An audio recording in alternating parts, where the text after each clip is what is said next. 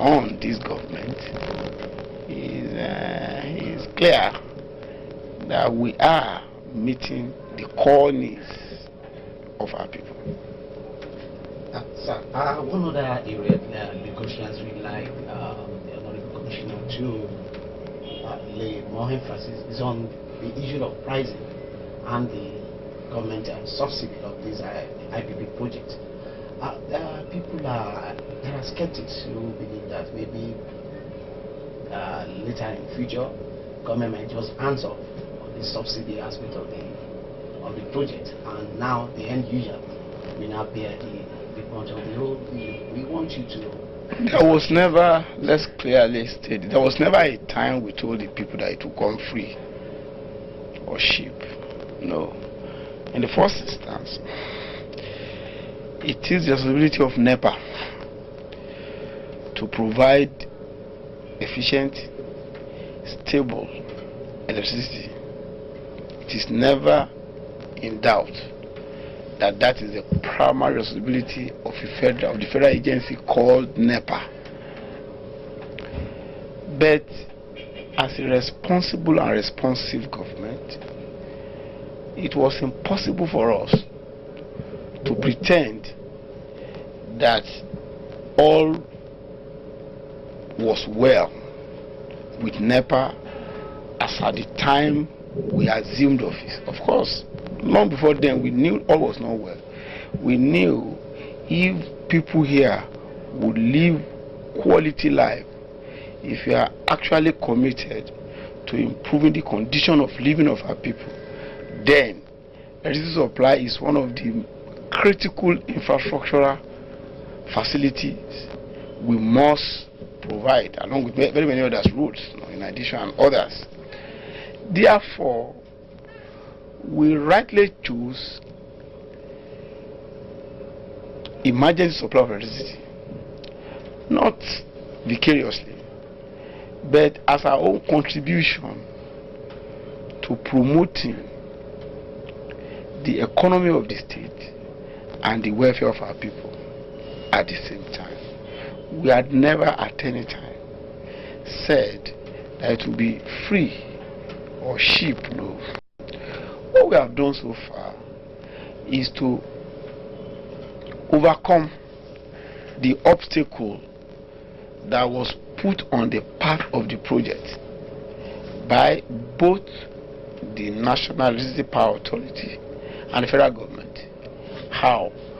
The project would not have taken off if the Lagos State government had not agreed to provide the shortfall in funding that was required to take off the project. That was it. We believe this fund must be recouped.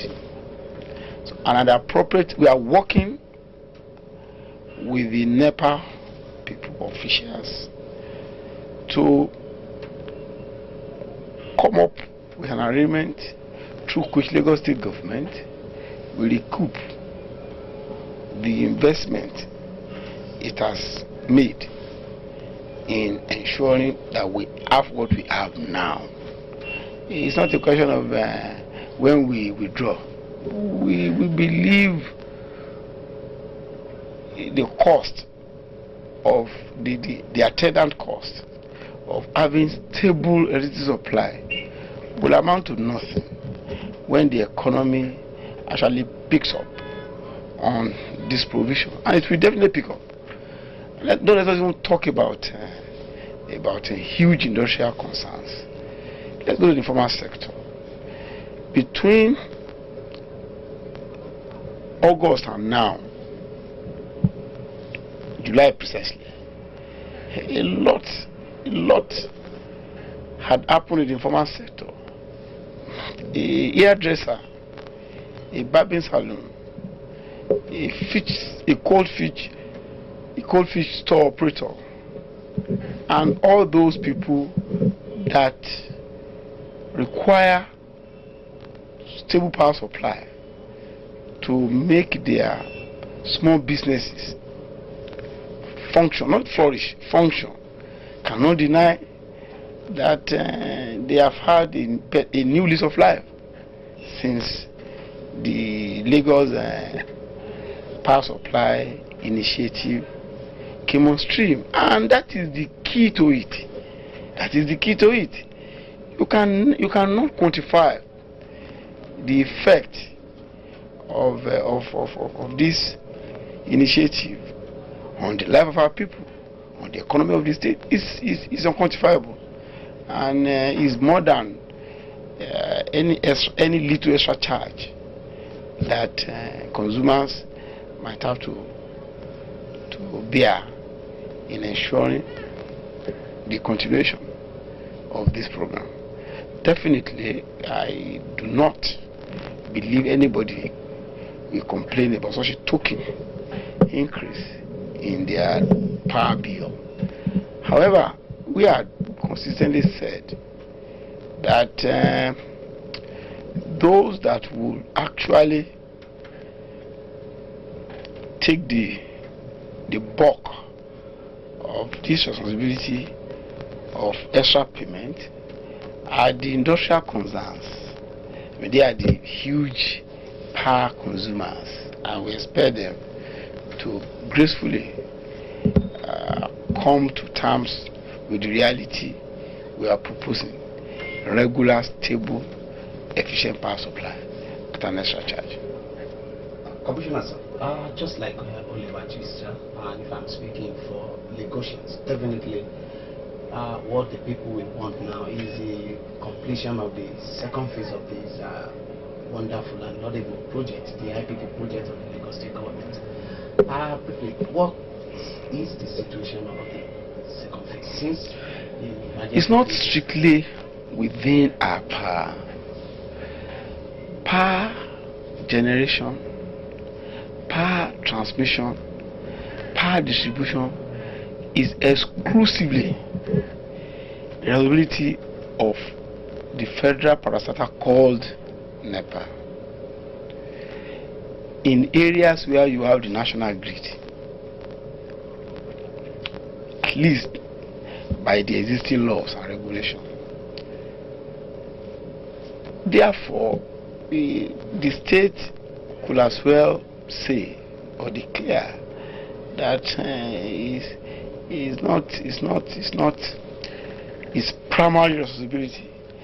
But you see, you cannot have this crack team of highly exposed professionals, highly sophisticated minds, and refuse to move along the line of civilization and modernity.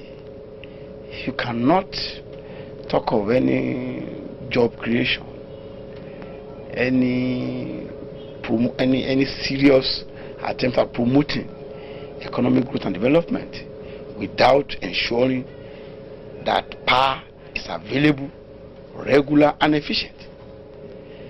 Therefore, it was our conviction, our commitment to the rapid redevelopment of Lagos State, improvement of the living condition of the people, and the rejuvenation of its economy that made us to tenaciously and doggedly pursue the IPP project. One is grateful to Almighty Allah that it has caught up with all the other governments, federal, state, and even local government nationwide. It's now a fact. Every government now wants to have one IPP or the other, and it's quite interesting that what nobody gave a chance is now the popular program nationwide. For your information, Abuja is toying with having its own IPP now, very many other states are going, are doing same. But to your question proper, I want to seize the opportunity to appeal to the federal government to accelerate the process and procedure for having the land-based independent power project of about 1,000 megawatts, because we are talking of increasing it from 540 megawatts to 1,000 megawatts, which is projected for Morogbo in Badagry local government. We appeal to them to let it be as soon as possible. The negotiations are still on, and one hopes that this will be expedited by all concerned, and Lagos will have what it needs to really be the capital of the black race. Thank you very much, Honorable Commissioner. Initially, when this project was initiated, the idea was to connect the project to the NEPA grid at Lagos. But eventually, we have the emergency phase at what's I don't really understand what your question is geared at, because whether it's at Ijora or at Egbe, the point is the power supply is connected to the national grid anyway. Then I want to assume that you want to know why the transfer from Ijora to Egbe is simple. The Ijora program was actually meant to be a diesel-fired facility, whereas the Egbe project is a gas-fired facility. That is the major difference. And the Ijora program was targeted at 90 megawatts, whereas for the first phase of this, we are talking about 270 megawatts. So why Ijora was to have 3 power badges, Egbe was projected to have 9 power badges. So those are the basic differences. One was gas fired, the other was one is gas fired, the other was AGO fired, diesel fired. One has 9 power badges in the first segment of it, because we are thinking of increasing it. In the last visit of His Excellency Asiwaju Bola Ahmed Tinubu to the state, he was able to strike a deal with some interested parties, and we are considering increasing the capacity of the power badges in Egbe. So it might still go up from 270 to something like 500 or thereabout. Whereas the Ijora station was to just be a 90 megawatts purely emergency intervention program. Thank you very much, My pleasure. So, sharing this moment with you. My pleasure. My pleasure.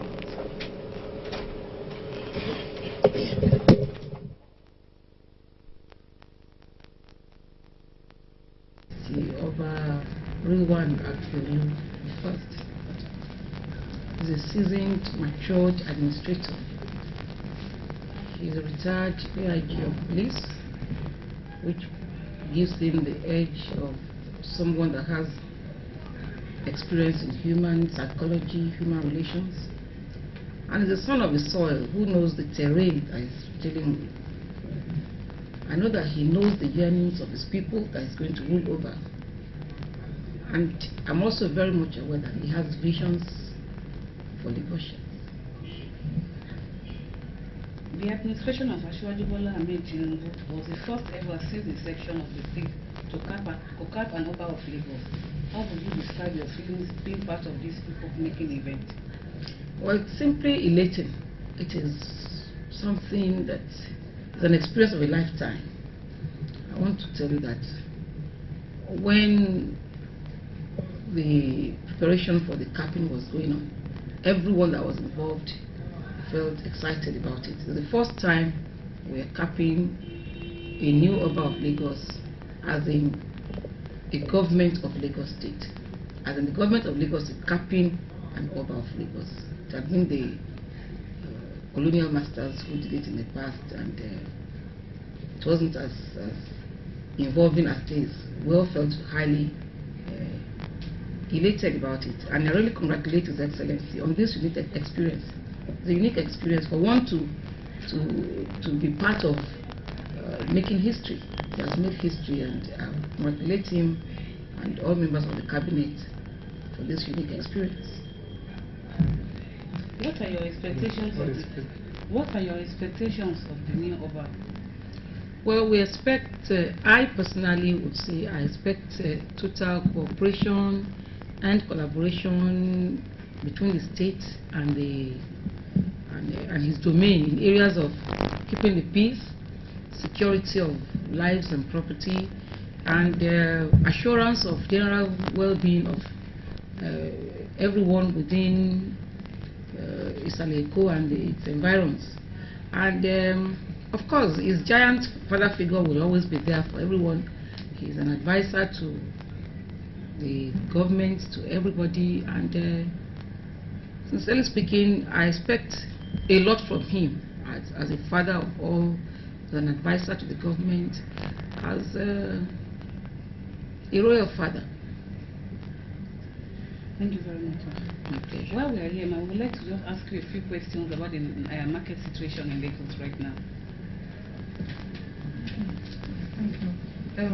The management and development of markets is under the local government, which your ministry is supervising.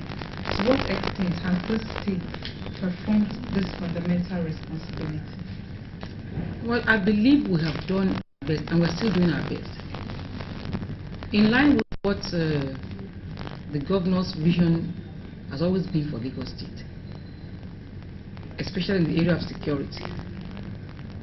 He has directed that all markets should close by 6 p.m.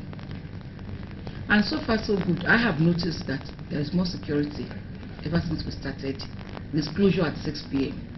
It's part of market regulation. And also, in terms of cleanliness, we are very much on their back to make sure that markets are clean, the environment of the markets are clean, and all other areas of cooperation between us and the market. We've been trying our best so far. Talking about the recent law of the closure of markets by 6 p.m. while forbidding sleeping in the market, what exactly prompted this action? It's the fact that the so-called area boys and hoodlums and robbers hide under the pretext of sleeping in the market to perpetrate some very, very dangerous acts. And we have also seen that at night, when they pretend to be sleeping there, they damage some of the infrastructure within the market. So we said people should close at 6 p.m. Find your own homes. If you have no home, they will know you are homeless. You find elsewhere to go, but not within the market, where you can hide under the darkness of the night, the night, and arrange to go and commit atrocities. So this is what informed the decision to do that for the security of the people. Okay, earlier you mentioned something about cleanliness, which I must say is another tropical issue concerning the market. So where does the government come in on this? You know, markets have their environmental sanitation day, which I think is every Thursday. And they clean, they clear the refuse, they make sure that the markets are clean. Apart from that, the market leaders themselves are so alive to their responsibilities that they make sure that whoever does not clean his or her environment within the market is surcharged. So I think we're trying their best. Thank you very much.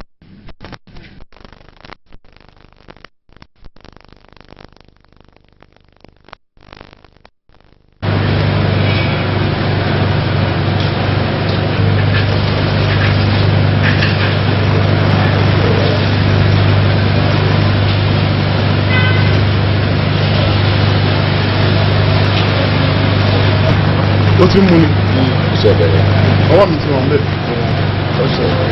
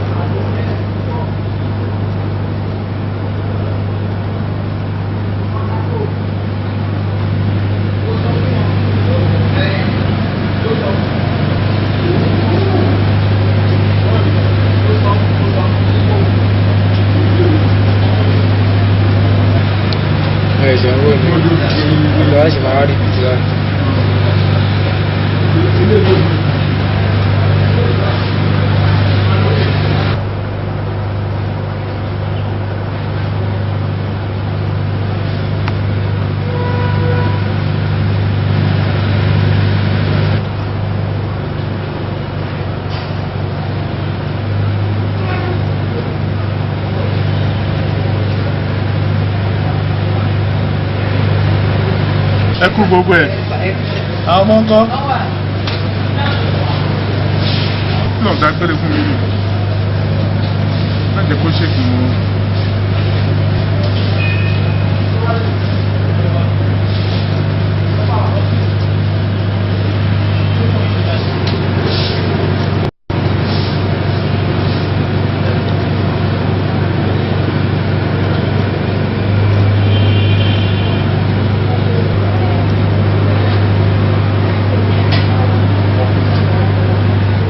Davis.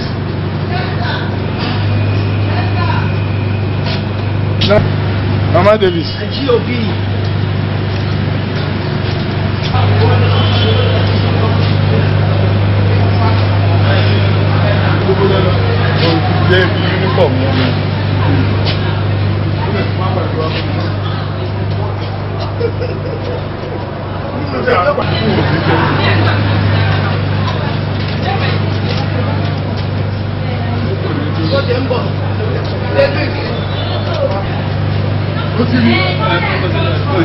Mo fẹ́ máa lọ.